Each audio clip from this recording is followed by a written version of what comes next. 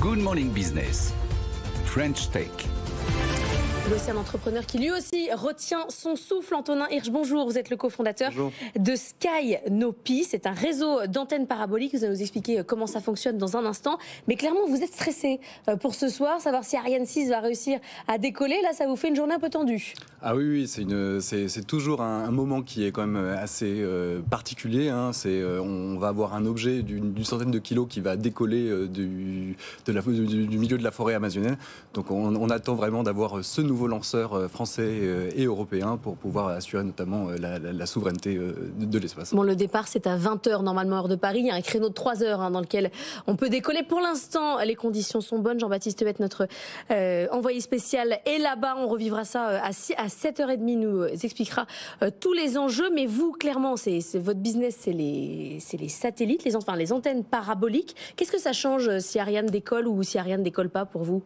Alors pour nous, il y a un ensemble de lanceurs qui permettent de pouvoir envoyer des satellites en orbite pour des applications qui sont du monitoring du changement climatique à la détection d'effets de forêt. Donc un lanceur en plus, ça va permettre de pouvoir encore abaisser le coût de l'accès à l'espace. Donc ça veut dire plus de satellites en l'air, plus de besoins de communication. Et donc on vient fournir une solution pour pouvoir redescendre la donnée des satellites. Anthony. Oui, parce que faut expliquer. Donc vous faites ce qu'on appelle de la connectivité satellite as a service. Il faut que vous nous expliquiez concrètement ce que ça veut dire. Oui, alors donc Skynopi, c'est une société qui a été fondée il y a 1 an et qui fournit un service de connectivité as a service pour les opérateurs de satellites. Donc on opère une infrastructure composée donc d'un réseau partagé d'antennes sur Terre. C'est quoi un réseau partagé ? Alors qu'est-ce que ça veut dire concrètement ? Donc nous, nos clients, c'est des opérateurs de satellites qui ont des satellites qui sont entre 400 et 600 km, à peu près à la même altitude que la station internationale. Et donc ils vont avoir besoin de pouvoir communiquer avec leurs satellites, c'est-à-dire envoyer des commandes et rapatrier les données collectées par les satellites. Ouais. Et donc pour pouvoir faire ça, vu que le satellite il tourne autour de la Terre, la Terre tourne autour d'elle-même, ils ont besoin d'un réseau d'antennes. Et donc nous, c'est exactement ce que fournit Skynopi. Donc on a développé une infrastructure composée d'antennes un peu parties autour du monde, et on permet aux opérateurs de satellites de pouvoir venir en fait louer ces antennes pour pouvoir communiquer à la demande, et donc leur éviter d'avoir à investir dans cette infrastructure qui est très lourde, complexe à opérer. Donc on est passé dans un modèle qui transforme en fait du CAPEX, donc l'investissement dans des stations, à de Mais il y a l'OPEX. beaucoup de gens qui ont des antennes paraboliques, de gens ou d'entreprises qui ne l'utilisent pas. Alors justement, donc nous on a développé un modèle assez innovant. On a développé en fait le modèle de Airbnb des stations sol. En fait, il y a des opérateurs de satellites qui ont investi dans leurs propres stations, mais en réalité elles sont utilisées que très peu. Elles sont utilisées 15 à 25% du temps. Ah oui. Et donc nous on a développé justement des connecteurs qui nous permettent de pouvoir venir se brancher sur ces antennes, de pouvoir les intégrer au sein de notre réseau et de pouvoir avoir un réseau avec toujours plus d'antennes qui permet de diminuer le temps entre la prise de photo d'une photo de l'espace et sa mise à disposition pour le sol. Donc en fait, les opérateurs de satellites achètent un abonnement comme nous on achète un abonnement mobile, finalement. Exactement, c'est totalement ce que veut faire Skynopi. Nous on veut amener, on veut cacher toute la complexité des communications spatiales, et on veut offrir un service similaire à celui de la téléphonie, mais pour les satellites. Du coup, vos clients précisément, c'est qui ? Alors nous, nos clients, c'est des opérateurs de satellites, principalement pour ce qu'on appelle l'observation de la Terre. Donc c'est la capacité d'être dans l'espace pour pouvoir monitorer, prendre des images, mesurer la Terre.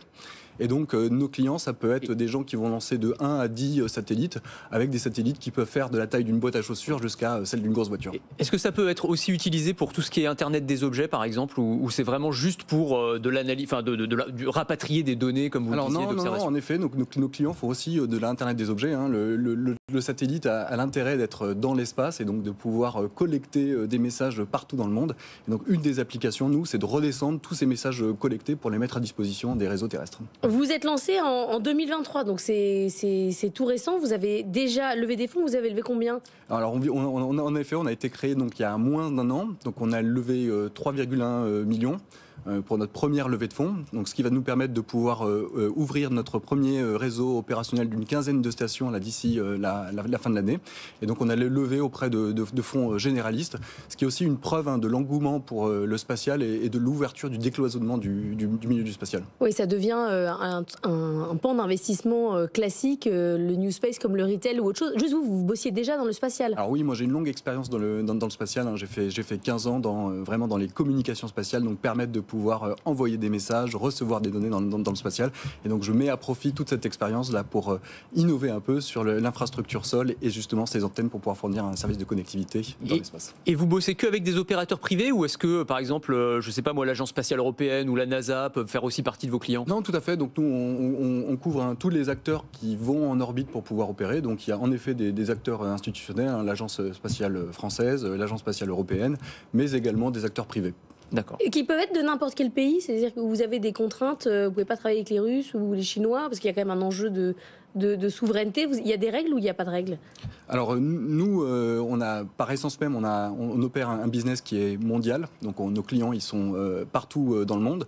La question de la souveraineté, c'est une vraie question. Donc nous, on regarde très fortement. Donc on va notamment déployer nos propres antennes sur le territoire français, et notamment les territoires d'outre-mer, pour pouvoir fournir justement une solution donc sécurisée et bout en bout pour pouvoir redescendre les données de l'espace. Oui, parce que les datas qui sont rapatriées, ça peut être des données hyper sensibles. Enfin, les données satellites de la NASA, ça peut être aussi, je sais pas, des images qui vont être utilisées par la CIA ou j'en sais rien, ce genre de choses, quoi. Est-ce que d'ailleurs il y a des sécurités sur le fait que est-ce qu'elles sont chiffrées de bout en bout? J'imagine ces données, vous n'y avez pas accès en fait, vous les voyez pas, vous aussi. Tout à fait. Alors nous les données spatiales, c'est une infrastructure qui coûte cher, donc par essence même, c'est de la donnée critique et sensible. Et donc oui, toutes ces informations, elles sont cryptées. Et donc nous, ce qu'on fait finalement, on fournit au client une sorte de tuyau entre le satellite et son centre d'opération de mission, mais on ne va pas venir regarder ce qu'il y a dans le contenu. C'est pas notre business.